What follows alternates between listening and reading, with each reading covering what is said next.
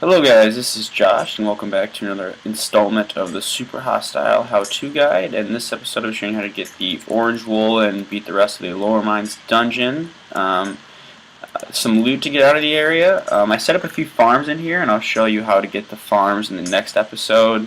Just because it was too much footage to really put all in this one with getting the wool and completing the dungeon. But anyways, on the next episode you'll see a creeper farm. Only able to get, this is just a sampling, we'll be able to get much more gunpowder. There is these chests on rail carts that I was able to set up a nice little collection area and get a lot of these books, like vast quantities of those books, hoppers, arrows, iron swords, redstone, and these pickaxes, which are key because there's not a lot of cobblestone at this point in the map. The rest of these things are just from random loot chests and from a chest that he put up for Zisto to do a mega project, even though he never did it, and that's from a little blaze farm. So yeah, without further ado, I will show you guys how to just get the wool out of the area, then I'll come back here, and then I'll head back out to be the rest of the orange wool dungeon. Okay guys, so we're going to the lower mines, which is just inside to the left. I got lost. Genius. And we're just going to go to the stairwell down to the right here. The best way to start this area off is just to go to this room right below here and grab the TNT out of the chest. You're going to be using a lot of TNT in this area, so it's good to stock up on that. There's more in the chest there. I was just grabbing those redstone torches to be able to set them off. The best way to start off this area is just to head off to this cliff up here to the right and just light all that up. You're going to be moving off to the left ahead, so it's a good idea to get yourself a nice perimeter behind you of light to make sure nothing's going to be coming up from behind you. And as we take forks, you'll see that's a common theme as to how to safely keep moving through the map without having to worry about mobs constantly behind you. So anyway, so we're going to be using a zigzag pattern of lighting, and I'll show you what that is in a second. This nether brick rail line right up that goes over top has really important loot chests in them, and I'll show you a farm for that next episode that I set up, and that's how I got a lot of good stuff I'll be using from here on out. So here's kind of the zigzag lighting I was talking about. You just kind of push your perimeter of light out as you move forward, and as monsters come at you, just step back into your perimeter of light where it's safe. And that kind of makes sure that any combat you do have or any surprises that come along the way, you can always just take a step back and you'll be fine. Now as we move further, the zigzag pattern gets repetitive, so I'll just take you to where I'm at a corner right here. And the only thing I do is as the corner makes me turn to the right, I move my zigzag pattern like 90 degrees to the right with it. I noticed at this turn there's a giant dark ledge up here to the left, which I didn't originally see. That's why that creeper almost just snuck up on me. Just take your time with it, because I had not a lot of mobs spawn, but I guess if you take your time more, I'm sure quite a bit could build up. So that's kind of the first thing to worry about, because you don't want a bunch of mobs coming above you from the left when dealing with that little bowl to the right where that pit of lava is, because that place is pretty dangerous and you want to be able to run away safely if you need to. So just light this area up and kind of deal with things that come at you, and as we go down into the bowl here in a moment. Oh, this is where that nether brick fence, the nether brick rail kind of ends into that pit of lava. So like chests will go all the way and end up in there if you don't stop them before that point at somewhere. And so as we get into this bowl, make sure just to light it up quickly. There's a few blaze spawners and they can be quite a nuisance if you take your time in here. So I just kind of sprinted around the circles, lighting up the different ledges. And I actually got, I think, really lucky. When I've played this before, I had quite a few blazes spawn on me, and this time I think I only had just a few. I noticed one just spawned there a second ago, and I think as I make this run back down, another one spawns in, but they can build up quite a bit, so be careful for that, especially around the lava, because we don't have any flame potions or water at this point in the map. So as you move forward, you get to the first fork in the map. It's like this cliff with a little lava on the right. So we're going to be moving to the left, and we'll be going to the right later on when we finish the dungeon, because the wool is off to the left. And so what we'll do first is the same thing we did as we came into the area. We will light up just like an initial insertion point. I guess it's a little different, but initial insertion point, and then off to the right a little bit. We light up to the right again just so we have a perimeter of light behind us, so as we maybe like be coming back from combat or something as we progress down the left side, we don't want to come back and be right by a dark area. So I'm just going to light up the left side using the zigzag pattern again. There's a big ledge right above on the left side where a lot of stuff can spawn and drop down on you. I don't think there's any spawners up here, but it's still a good idea to light light it up because there is quite a bit of dark ledges, and it can really be a nuisance when coming back to this area to have mobs constantly dropping down on your head, especially creepers. So just follow this mine cart using this zigzag pattern, and eventually you'll come up on some spider spawners, and they're poison spider spawners with quite a bit of webs around them, which is annoying. So I just kind of cautiously put in lights using the rail line so I didn't get down in the webs too much. And the way we're going to go about taking care of this fully, instead of sitting there trying to mine it all while they sit there and spawn, is just to use some TNT and just place it and use the redstone torches you're able to get out of the chest if you don't have any from before. And it's a really helpful way. They're a little bit more spread out than the ones we'll see later, so I actually had to use 2, and even that still missed one. So I mean, I recommend having like 1 or 2 kind of set up. If you have 2 right next to each other, like a little bit spaced out, I'm sure you could get all 3 of those. I just didn't do it well. And so that actually almost killed me, by the way, so really try to look ahead because they're quite in ground and it's hard to see with the webs over top of them. Anyway, so eventually we're going to keep moving this direction. We're going to come up to this room right up here with a big circle. It's, if you go to either way, it will take you to the wool. I'm personally going to go to the right. I'm just getting a little perimeter set off to the left again, like usual, to get a good perimeter of light behind me. There's creeper spawners all along the inner circle and the wall and stuff, so make sure to keep your eyes out for creepers throughout the whole map. So we're just going to kind of start this with a little zigzag pattern. Once again, this part is pretty simple. There's some zombie pigmen, some Z-sticken spawners, and witch spawners up ahead. Maybe a skeleton spawner, I'm not entirely sure. But we're going to go about it in a similar way with TNT, with a little tweak than what we did last time to make it a little bit safer. So we're going to walk back. We're going to use the ender pearls, get some, let me see, yeah, so we get some TNT ender bar, pop some regen, in case we do get in some mess, but it will help us get out. So we throw the ender pearl, fail at lighting TNT, and then I guess 2 was good though because it did make sure they were all gone, and then just run away. You can ender pearl away if it's really that tight of a situation. I just wanted to save the ender pearl there since it seemed like I was doing well.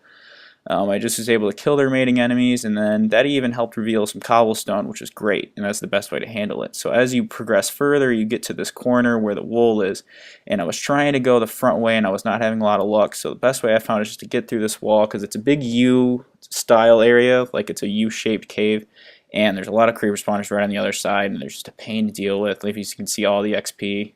I had like 3 endermen aggro me when I was doing this. It was actually pretty frustrating, so that's why I cut a lot of it out.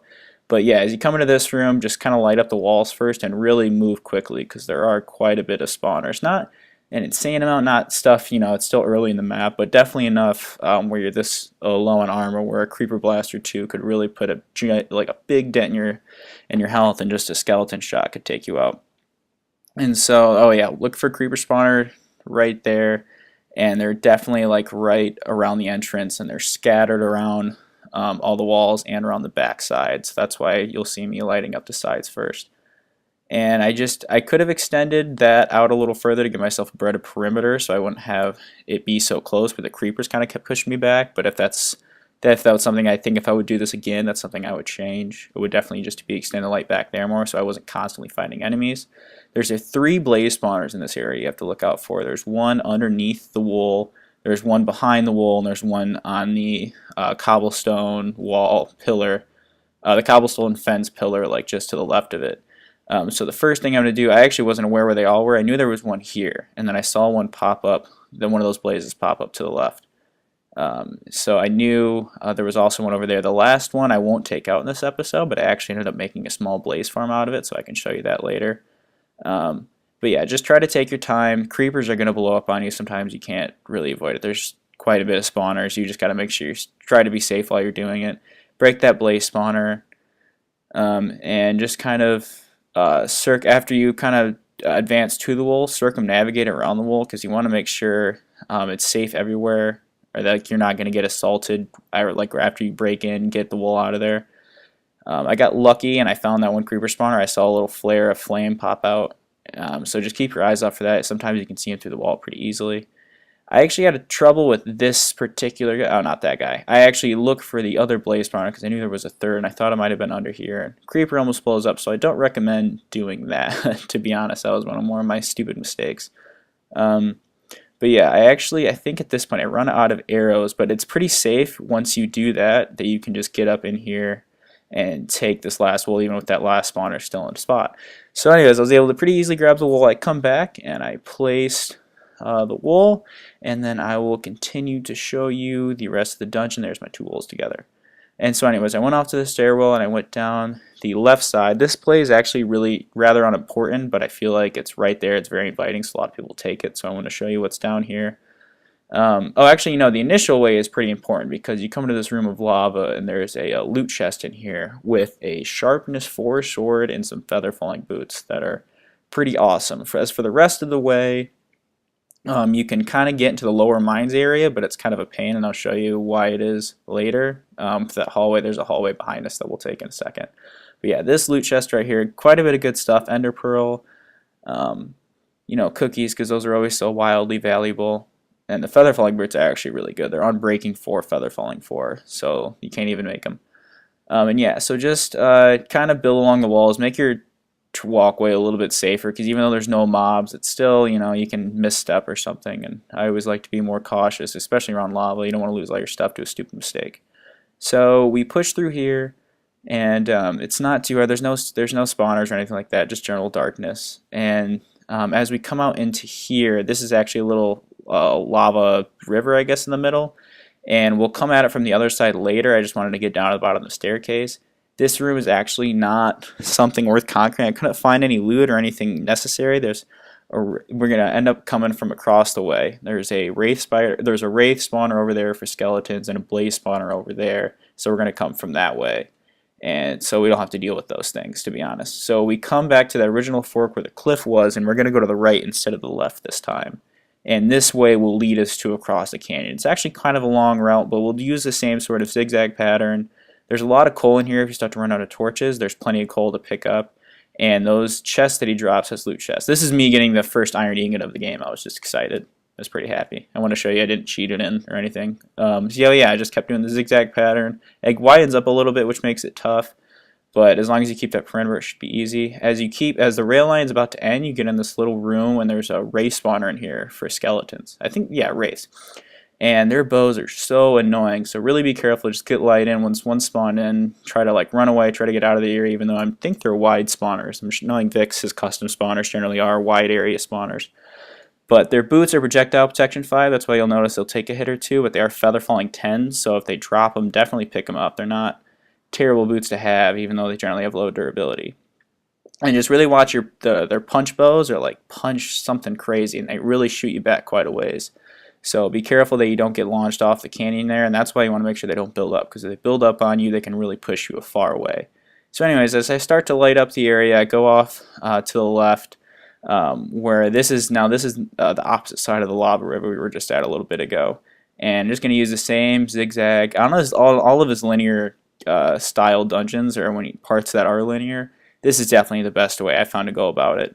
So as you reach the end of the ledge here, you get a loot chest full of a lot of good stuff. If you want to look through it there with some steak and food and all that stuff. And then we'll go off to, this is the other side of that circular room, so this is the other way you can get to the wool. This area is pretty unimportant, but there are some witch spawners right up here, and I'll show you how I dealt with these. I did a regen potion again, got the ender pearls ready, TNT, similar to how we took rid of the zombie pigmet spawners. Because I was going to light these with redstone torches, but then I remember I had a flame bow at this point, so if you have that, just ender pearl away and shoot them from a distance, because it's a lot easier. And witches, with their slowness and their poison, are really quite a nuisance, and it's pretty satisfying that I got rid of all 3 of these. Well, only, I think, 1 or 2 spawned, which was pretty nice. And so as you push further, I noticed quite a bit of creeper spawners right here. At first I thought it was just 2, because I honestly didn't investigate that thoroughly before going in here. And later on, I was after I finished lighting up the air, I was looking for another one, found a 3rd one. I was looking for another one, came back, creep blew up, didn't blow up any, but revealed a 4th one. When building a farm, I actually did find a 5th one, so I'll show you that farm in the next episode, along with a chest collection area and a little blaze farm I made in the mob spawner room. So I will see you guys with all those farms next episode. So post-editing me actually realized there is something of pretty big importance down here. As you get to the end of the stairwell, to the bottom, there's a doorway just in here to the right. I just went and explored it a second ago, and there is a chest. So I will see you guys next time.